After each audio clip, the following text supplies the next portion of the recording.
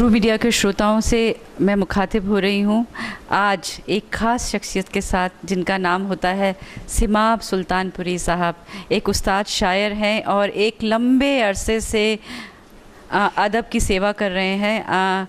उनका मैं हार्दिक स्वागत करती हूँ। सिमाब साहब, आपका बहुत बहुत शुक्रिया, बहुत बहुत शुक्रिया आपका। हम ये चाहते हैं जो भी कविता लिखी जाए, रचना लिखी जाए, उसमें जो है उसका तख्लीक होनी चाहिए, उसमें रचना होनी चाहिए। अगर हिंदी में है तो तब भी ठीक है, उर्दू में ठीक है, स्क्रिप्ट में भी अगर उर्दू की स्क्रिप्ट में लिखा तो उर्दू कहलाएगा, अगर हिंदी में है तो हिंदी कहलाएगा, उसका भी हमें फ़र्क नहीं रखा। और बाकी यह है कि बाकी जिन लोगों को भी शौक़ हुआ है उर्दू सीखने का, करने का, उनकी मैंने अपनी तरफ से पूरी कोशिश की है। चाहे उन्होंने ख़तों के ज़रिए से, चाहे टेलीफोन के ज़रिए से, कभी मिलने के घर पे मिलने आते हैं और मैं उनको 7 दिन में मैंने उर्दू पढ़ना सिखाया। दिल्ली में बहुत से ऐसे बच्चे हैं जो आज बहुत अच्छे शेर कह रहे हैं और इनामात भी ले रहे हैं, सम्मान भी ले रहे हैं। और नाम लेना चाहेंगे आप? बहुत से हैं। कई लोग मुझे अपना उस्ताद मानते हैं, कई लोगों को मैं अपना शिगिर्द भी नहीं कहता लेकिन दोस्त कहता हूँ। और मैंने कभी ये नहीं कहा कि मेरा गंडा बांध के मुझे उस्ताद बनाओ या कोई ख़ास फंक्शन किया जाए कि पगड़ी बांधनी है दस्तारबंदी करके जैसे उस्ताद बनाए जाते हैं, वैसे नहीं, परंपरा नहीं रखी मैंने कोई। लेकिन बहुत से हैं, आशीष तना कासिद है, अजय अक्स है, आपने प्रीतम हिजस है, मनोज बेताब है और बहुत से हमारे उर्दू के पहले शायर हो चुके हैं। वो उनमें से हमारे से बुज़ुर्ग जो हैं वो भी हमारे से इस्लाह लेते हैं। और ये उम्र का हिसाब नहीं है कि वो मेरे से बड़े हैं, क्योंकि उन्होंने बाद में शायरी शुरू की है तो उन्होंने भी मेरे से सीखा है। और उर्दू पढ़ना बहुतों ने सीखा है। पढ़ना जो है वो मैं तकरीबन 7 दिन में सिखा देता हूँ। और लिखने की प्रैक्टिस जो है उनको कहता हूँ कि आप अगर करेंगे तो जारी रखेंगे आप लिखना, वरना पढ़ सकते हो आप। ख़ासकर पोइट्री किताबें जो हैं, जो शायर आदमी हैं वो अगर थोड़ी सी उर्दू जान लें तो उसको गज़ल लिखने में और ख़ासकर दूसरी कविता लिखने में भी बहुत मदद मिलती है।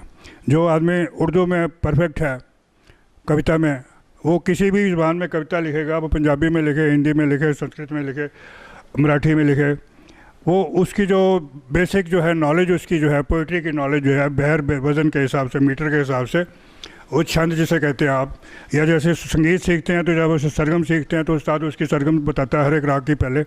ऐसे ही हम लोग गज़लों के उनको सरगम बताते हैं कि हाँ ये इसका म्यूज़िक है, ये इसका मीटर है, इसमें काफिया ये है, इसमें रदीफ़ ये है।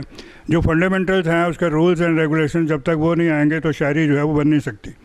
अब जो हिंदी में है लोग ठीक है तुकांत लिखते हैं लेकिन उसमें भाव नहीं होते, ना उन्हें पता होता कि लैंग्वेज क्या है। गज़ल वाले के लिए बहुत ज़रूरी है कि वो ज़ुबान के ख़ास जो रमूज़ हैं वो सीखें, ज़ुबान की बारीकियाँ सीखें, लफ्ज़ को बोलना सीखें। जब हम संगीत करते हैं तो संगीत में भी यही होता है कि जब आप बोलते हैं उसी तरह गिना जाता है। जैसे तबले वाला संगीत वाले को बाहर कर देता है, इसी तरह से अच्छा शायर जो है दूसरे की गलत सुन के वो कह देता है कि ये साहब यहाँ से आपने गलत कह दिया, यहाँ अपनी बंदिश गलत हो गई, यहाँ पर आपका ज़ुबान गलत हो गई, मुहावरा गलत हो गया। तो इस तरह से वो जो गाइडेंस है वो मैं लोगों को मुहैया करता हूँ और लोगों को पसंद आता है तो वो आ जाते हैं मेरे पास। मैंने कभी गुरेज नहीं किया किसी से। जी, मैंने खुद देखा है आपके नशिस्त में। आप बताते हैं कि जब गज़ल सुनते हैं, जब शेर सुनते हैं तो तालियां नहीं बजाई जाती, और आप बाकायदा लोगों को बताते हैं कि किस तरीके से अच्छा सुना जाए और किस तरह से अच्छा कहा जाए, वो तो आप बताते ही हैं।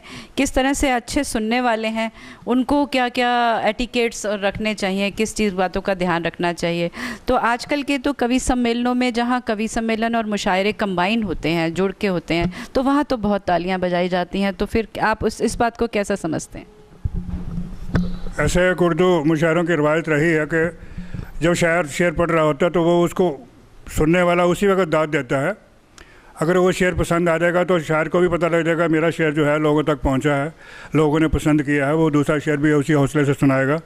और अगर सिर्फ पब्लिक चुप बैठी है, ऐसे लगता है हम रेडियो में अपनी रिकॉर्डिंग करवा रहे हैं, या ऐसी जगह है जहाँ मतलब और कोई सुनने वाला नहीं है, सिर्फ हमारी फ़ोटो हो रही है, वीडियो बन रहा है और दीवारें चुप हैं, तो हमें पता ही नहीं लगता कि हम जो बोल रहे हैं वो लोगों को इम्प्रेस कर रहा है कि नहीं कर रहा है। इसलिए मुशायरे में शुरू से ही उस्ताद लोग बैठते थे और उस्ताद की दाद लेना शागिर्द के लिए बहुत बड़ी बात होती थी। हूँ हाँ भी कह दे अगर बड़ा उस्ताद, अगर सिर भी हिला दे कोई कि हाँ एक बार फिर पढ़ गए, इसी बात से वो समझ आता था शायर कि मेरा शेर बहुत पसंद किया गया। आज हम इस मौके पे मिल रहे हैं, तो इस मौके पे मैं एक चीज़ बिल्कुल आपसे पूछना चाहूँगी कि जैसे उर्मिल सत्यभूषण दी ने कहा कि आप उर्दू में और गज़ल में आप उनके उस्ताद की माफ़िक रहे और बहुत आगे बढ़ाया और एक लंबे अरसे से उनके साथ हैं, तो उनके बारे में भी आपकी क्या राय है, आप बताएं।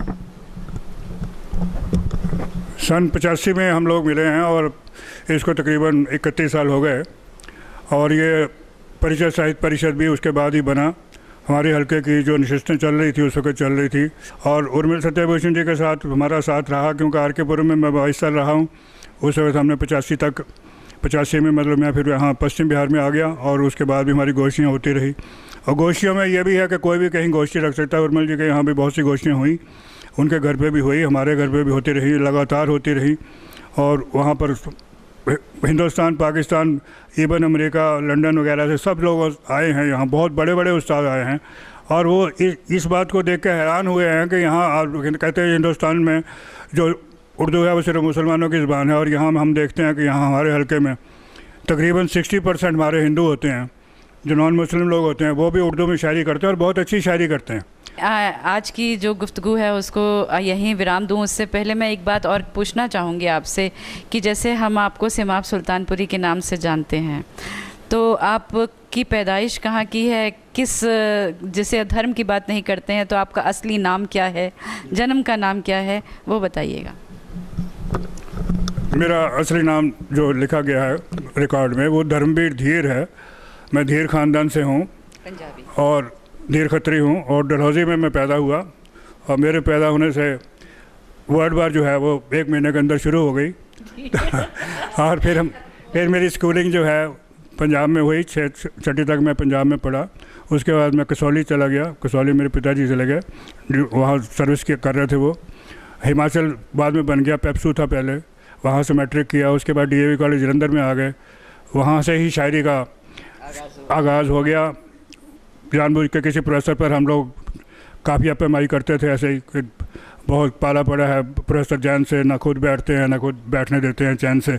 इस तरह से शायरी शुरू हो गई हमारी। जी सिमाब साहब, हमारे जो श्रोता हैं, देखिएगा कि आप खुद तो एक छोटा सा फ़ोन रखते हैं जिसमें व्हाट्सअप, फेसबुक और ये सब नहीं है, लेकिन आपके जो पसंद करने वाले हैं, आपके जो फ़ैन हैं वो बहुत दूर दूर तक है और ये इंटरव्यू बहुत दूर दूर तक पहुँचेगा और आने वाली नस्लें और आज की नस्ल भी इससे बहुत कुछ सीखेगी, आपको जानेगी।